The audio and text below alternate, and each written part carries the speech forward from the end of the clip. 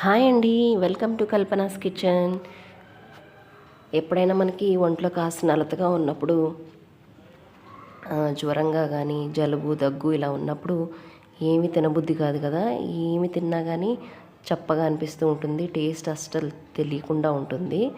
అలాంటప్పుడు ఏదైనా కారంగా వేడివేడిగా తినాలనిపిస్తూ ఉంటుంది కదా.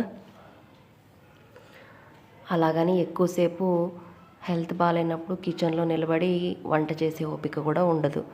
సో అలాంటప్పుడు ఇలా సింపుల్గా సాంబార్ రెసిపీ కనుక మీరు ప్లాన్ చేసుకుంటే ఇట్టే అయిపోతుంది, అంతే టేస్టీగా కూడా ఉంటుంది. ఇక్కడ మనము కష్టపడిపోయి కందిపప్పు ఉడకబెట్టాలి, తర్వాత మెదపాలి, అలా ఇంత పెద్ద ప్రాసెస్ ఏమి ఉండదు, చాలా సింపుల్గా అయిపోతుంది అనమాట. ముందుగా మనం ఇక్కడ పోపు వేసేసుకోవాలి. పోపు కోసం 2 స్పూన్లు ఆయిల్ వేసేసుకొని ఆవాలు, జీలకర్ర, మీరు కావాలనుకుంటే వెల్లుల్లి కూడా వేసుకోవచ్చు.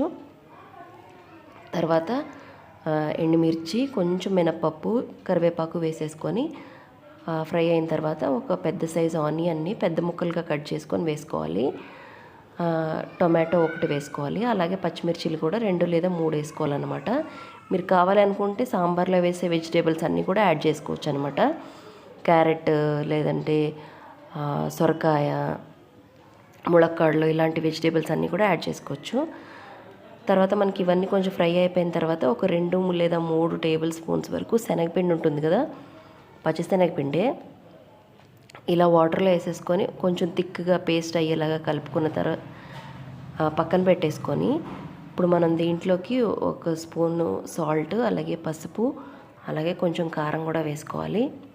ఇంకా మిగతా ప్రాసెస్ అంతా కూడా సేమ్ మనకి సాంబార్ ప్రాసెస్ అనమాట.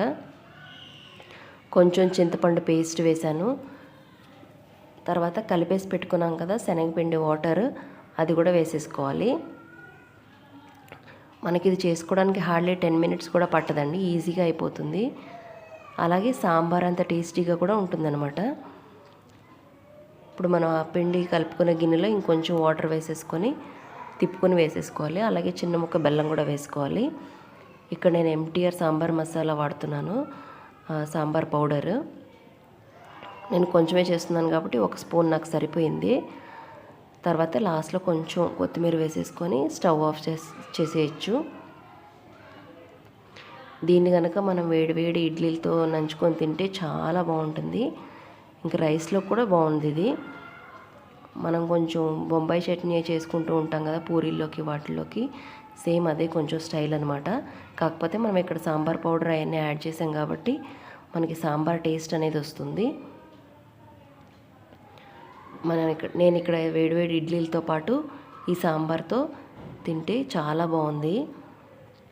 మీరు ఒకసారి ఇలా ఈ మెథడ్లో ట్రై చేసి చూడండి. ఎప్పుడు ఇడ్లీ చట్నీతో కాకుండా పల్లీ చట్నీ, కొబ్బరి చట్నీ ఎక్కువగా చేస్తూ ఉంటాం తొందరగా అయిపోతుందని, కానీ ఇలా కూడా చాలా క్విక్గా అయిపోతుంది. పిల్లలు స్కూల్కి వెళ్ళిపోలే హడావిడిలో ఉంటాం కదా, అంత టైం వేస్ట్ ఏం కాదన్నమాట. ఇక్కడ